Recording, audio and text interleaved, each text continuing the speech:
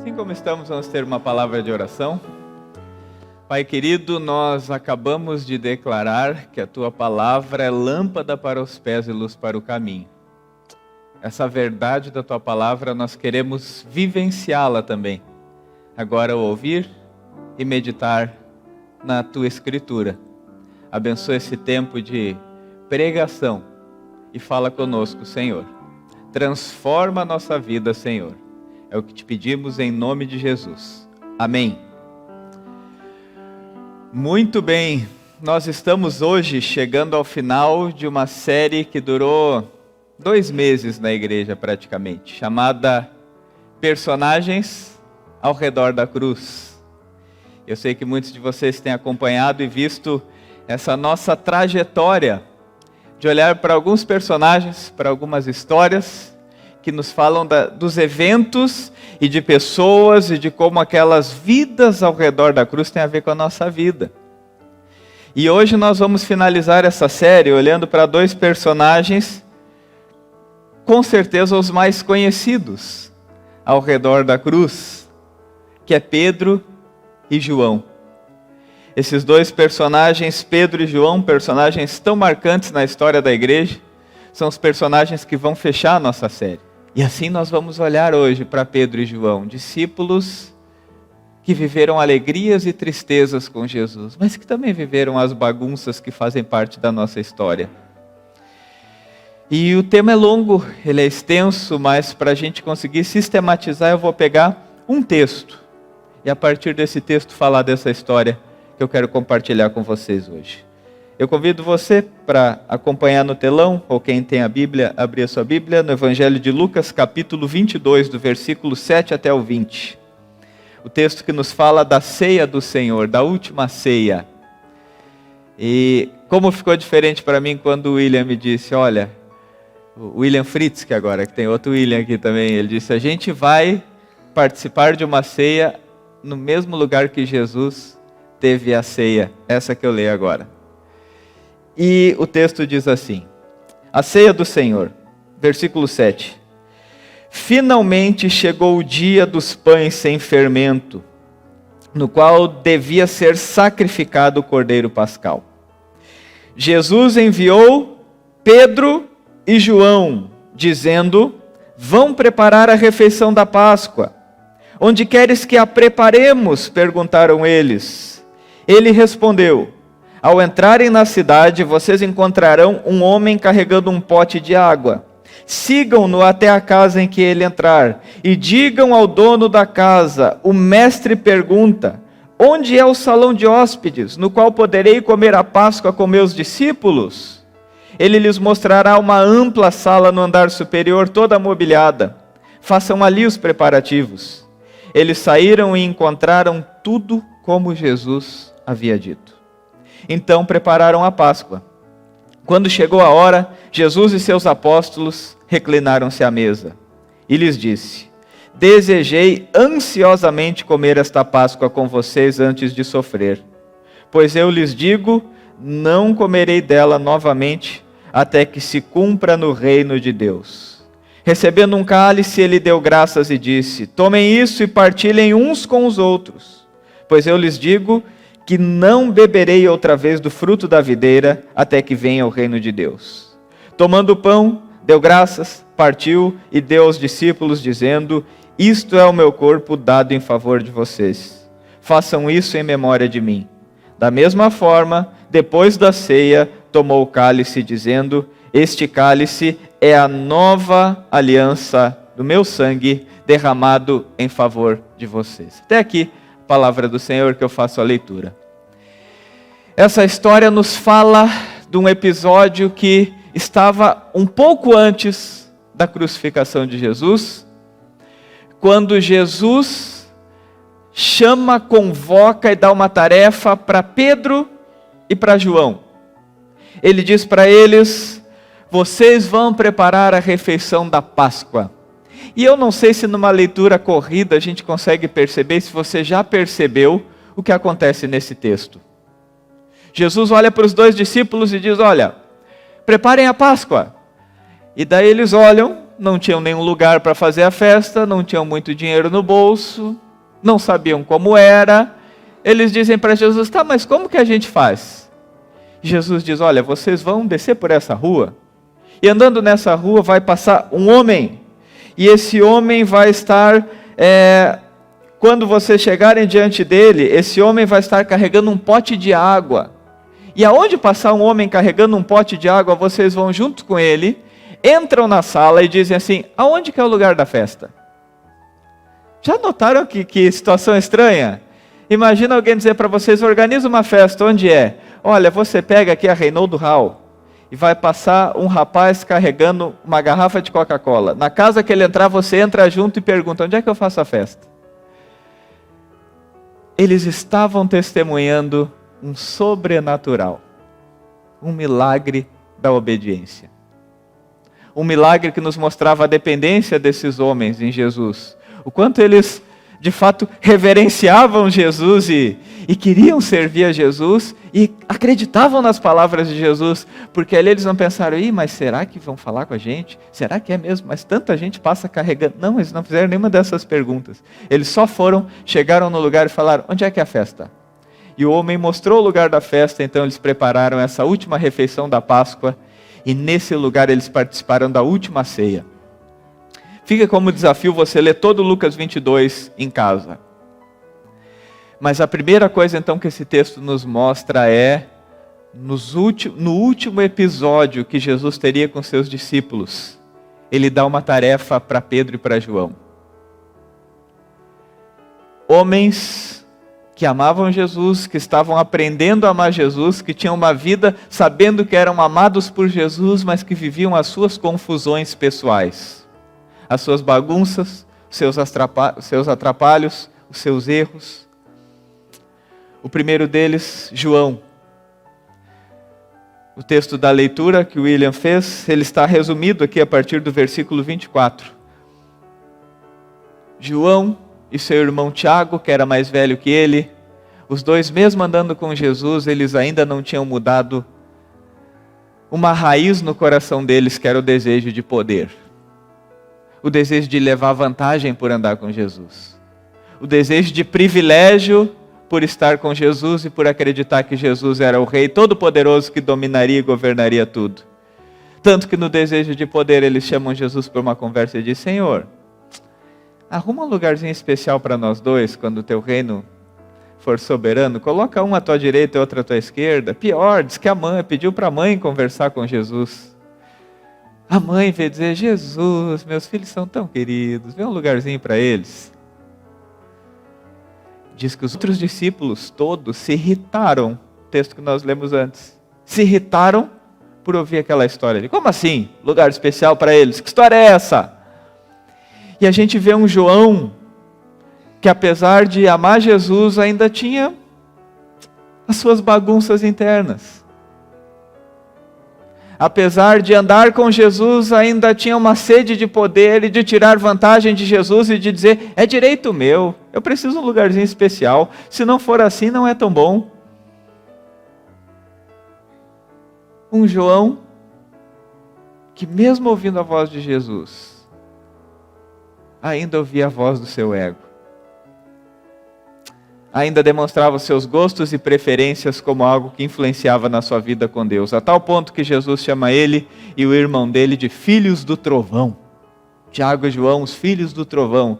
E um comentarista bíblico vai dizer que era um apelido que Jesus deu, porque diante dos inimigos, daqueles que não acreditavam, eles diziam: Senhor, quando você vai mandar fogo do céu para acabar com essa turma? Ou seja, ele andava com Jesus, mas para aqueles que não concordavam com o discurso dele, que não tinham a mesma opinião que ele dizia: tem que exterminar esses aí, que esses aí não valem nada. Gente que pensa assim não pode andar comigo. Gente que pensa assim, Jesus tem que dar um jeito de acabar com eles logo. Quando que Jesus vai usar do poder dele para fazer as coisas do meu jeito? Exterminar esses que não são que nem eu? E quando que Jesus vai usar do seu poder para dar um privilégio para mim? Esse era João. E Pedro? O outro. Pedro a gente conhece muito bem, porque Pedro era aquele que aonde ele chegava a gente percebia. Erguia a voz, fazia barulho. Nesse silêncio aqui da igreja, provavelmente se alguém virasse uma água e derrubasse uma cadeira, era Pedro se levantando. E Pedro era assim na sua vida, intenso. E ali, a partir do 31, também vai mostrar, para mim, uma das orações mais profundas e bonitas que tem na Bíblia.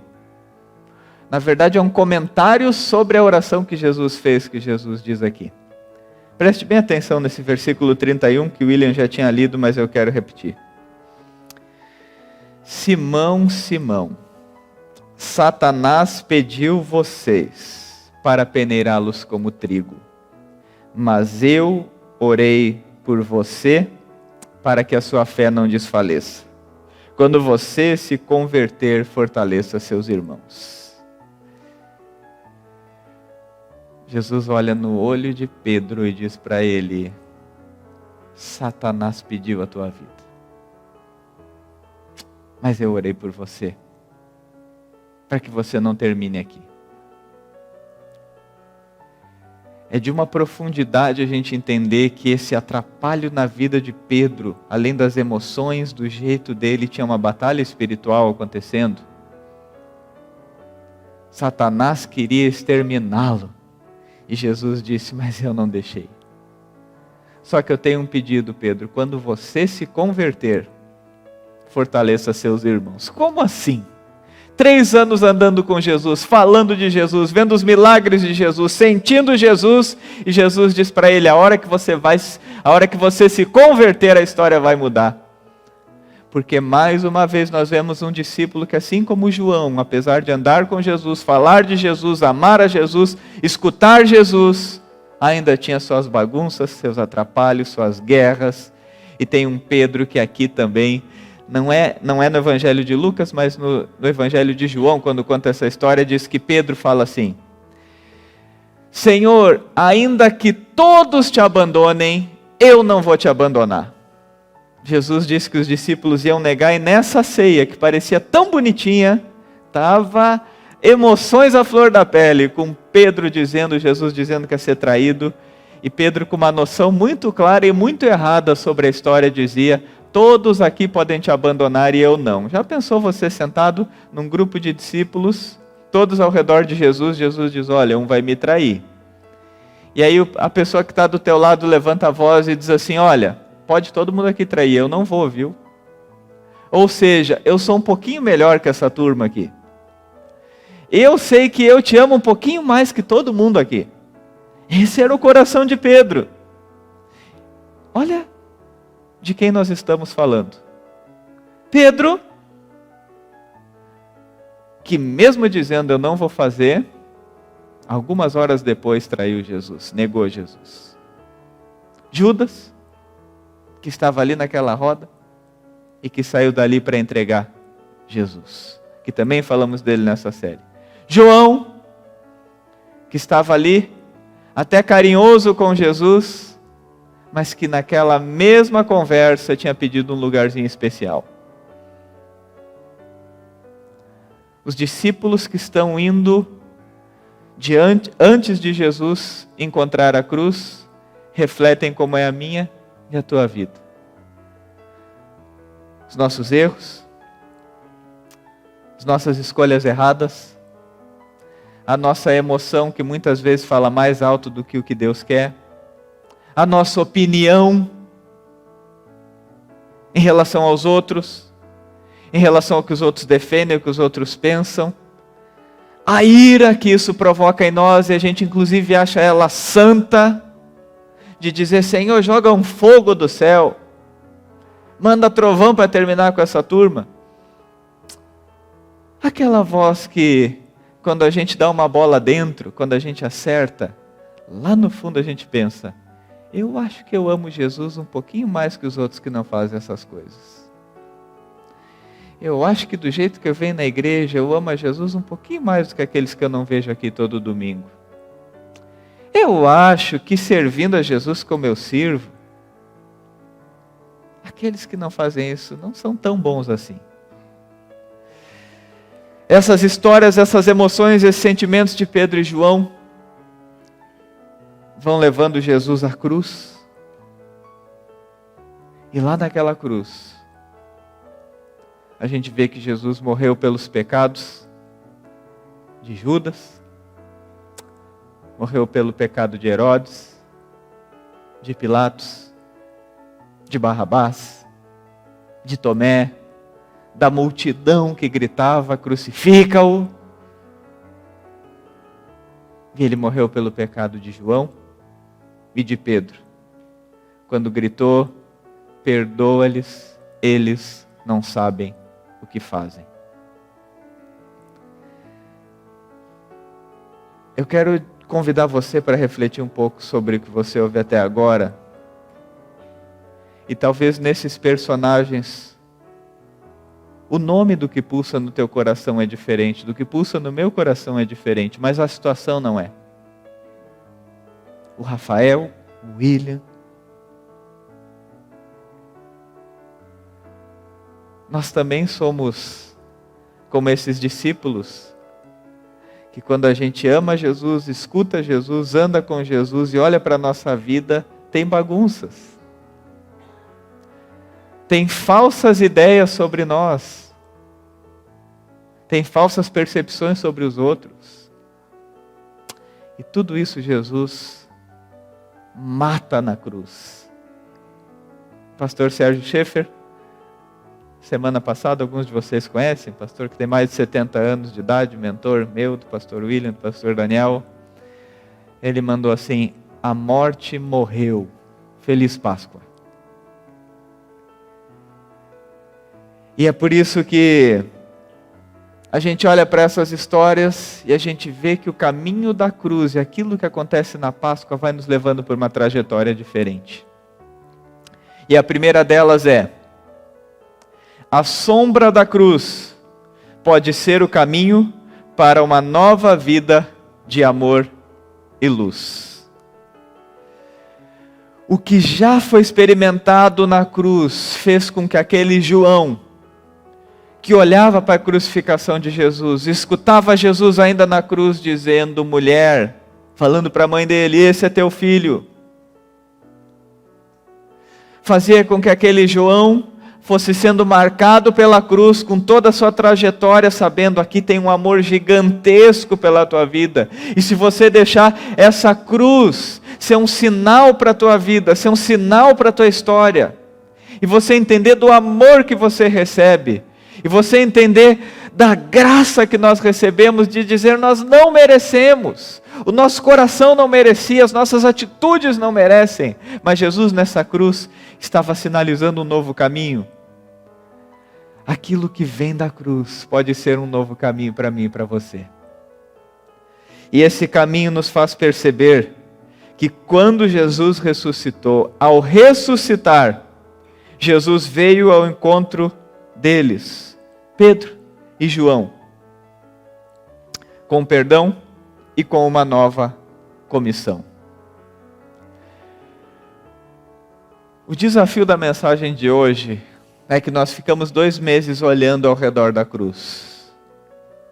E nós vamos finalizar essa mensagem falando a partir da cruz. A partir da cruz, o que acontece? A partir da cruz, nós vemos que João se torna conhecido como o apóstolo do amor. Preste bem atenção. Nós sabemos que o Evangelho não foi escrito como um diário, que as coisas iam acontecendo e o Evangelho de João foi ficar pronto. O Evangelho foi escrito depois. E quando ele escreve o Evangelho, a gente já vê quem é João a partir da cruz. João, a partir da cruz, é o discípulo que mais transborda amor em cada palavra.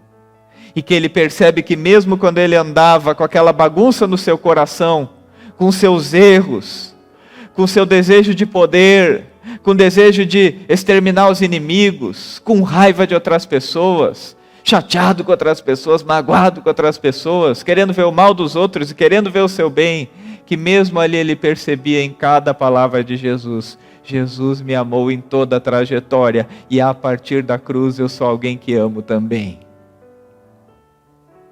O discípulo que escreveu, quem sabe, os textos mais valiosos para nos falar de detalhes de Jesus.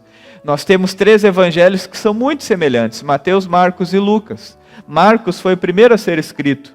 Mateus pegou o evangelho de Marcos e olhou para o povo fariseu, para o povo judeu, para o povo que vinha da religião judaica, e escreveu o evangelho contando a história de Jesus também para os judeus entenderem a importância daquela história. Lucas se preocupou em falar para todo o povo, para os gentios da época, para que eles entendessem que aquela história de Jesus era para eles também.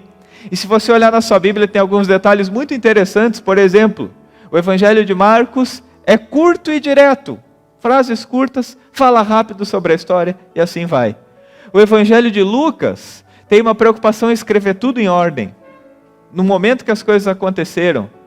E a genealogia de Lucas tem como origem final Adão. Começa no início da humanidade. Enquanto que a genealogia de Mateus tem a origem em Abraão, o pai da fé dos judeus.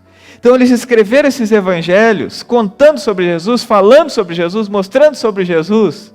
E aí vem o 4º evangelho, que é um pouco diferente de todos, que é o evangelho desse João que nós estamos falando hoje. É o evangelho onde você vai encontrar os olhares de Jesus. Jesus olhou para ele e o amou. Jesus falou e amou. Jesus lavou os pés dos discípulos. A cruz transformou o olhar de um João partidário, de um João revoltado, de um João em busca dos seus direitos, em um João que observava cada detalhe do amor de Jesus na sua vida no encontro com as pessoas. A cruz na história de Pedro. E é interessante que só João conta essa história. Teve um Pedro restaurado. O Pedro que negou 3 vezes e que foi restaurado 3 vezes. E que foi chamado agora para espalhar esse amor, para espalhar essa mensagem, para que toda aquela negação que um dia fez parte da sua vida agora torne ele um discípulo sem fronteiras. Que quando falam: você nega essa mensagem ou você morre, e ele grita a todo pulmão em Atos capítulo 4, versículo 20, nós não podemos deixar de falar das coisas que vimos e ouvimos. A partir da cruz, a história de Pedro e João não é mais a mesma. E para mim e para você nessa manhã fica a pergunta: nós somos muito parecidos com os discípulos ao redor da cruz. Mas o que a partir da cruz tem sido transformado na nossa vida? O quanto da nossa bagunça ficou no passado? O quanto dos nossos desejos e preferências pessoais é só a história que eu lembro que a partir da cruz mudou? O quanto que eu permito que a cruz transforme o meu coração rude num coração de amor? O meu impulso enganoso num impulso vibrante para falar desse amor e levar esse amor adiante do Evangelho. Eu quero convidar você, nessa manhã, a dizer: eu tenho uma vida a partir da cruz. Ainda tem as bagunças do passado, ainda tem o atrapalho do presente, quem sabe amanhã terá outros, mas a minha condição não está atrás da cruz. A minha condição agora é a partir da cruz. A mensagem se torna viva na minha vida. Eu amo diferente, eu perdoo diferente, eu faço o que eu não fazia, porque a cruz muda a minha história. Vamos fechar nossos olhos, ter uma palavra de oração. Pai querido, a mensagem da cruz, como o hino antigo que cantamos: sim, eu amo a mensagem da cruz. Até morrer eu a vou proclamar. Ó Senhor, nós olhamos ao redor da cruz esses personagens, essas histórias, essas vidas, e nós nos encontramos ali, com as nossas bagunças, com o nosso coração cheio de engano, com as nossas trapalhadas, Senhor, de muitas vezes falar e não fazer, ou falar o que não deveria ser falado, e ver que o nosso coração, mesmo andando contigo, te conhecendo, te ouvindo, ainda tem marcas que precisam do teu grito na cruz, dizendo: perdoa-lhes, pois eles não sabem o que fazem. Perdoa-nos, Senhor. Eu sei que tem gente, ou melhor, eu sei que nós ainda sofremos por marcas que nos acompanham, por coisas que não mudam, por jeitos que não são transformados, por histórias que nós não reescrevemos. Mas hoje eu peço mais uma vez pelo agir do Teu Espírito Santo em nós, nos levando a viver a partir da cruz. E que assim seja na vida de cada pessoa aqui. Transforma o que ainda não foi transformado. Muda o que precisa ser mudado. Nos envia como apóstolos do amor, como homens e mulheres que divulgam essa mensagem, que vivem essa verdade e que dão a vida por ela. Nós oramos em nome de Jesus. Amém. Uma última frase ainda. Como acaba a história de Pedro e de João? João vira um exilado. E de lá envia cartas, como João, 1º, 2º e 3º João, falando: o amor procede de Deus. Amemos uns aos outros. E a história de Pedro termina não no que a Bíblia nos conta, mas no que a história nos conta. O mesmo Pedro que um dia fugiu por causa da sua fé. É o Pedro que morre crucificado por não negar a sua fé. E ele inclusive diz: eu quero ser crucificado de cabeça para baixo, que eu não sou digno de morrer como o meu Senhor. A história deles não acaba na morte e nem na tragédia. A história deles está escrita na glória. E que esse amor da cruz seja alimento, força para mim e para a tua vida, para a gente dizer: eu quero viver a partir da cruz. Amém?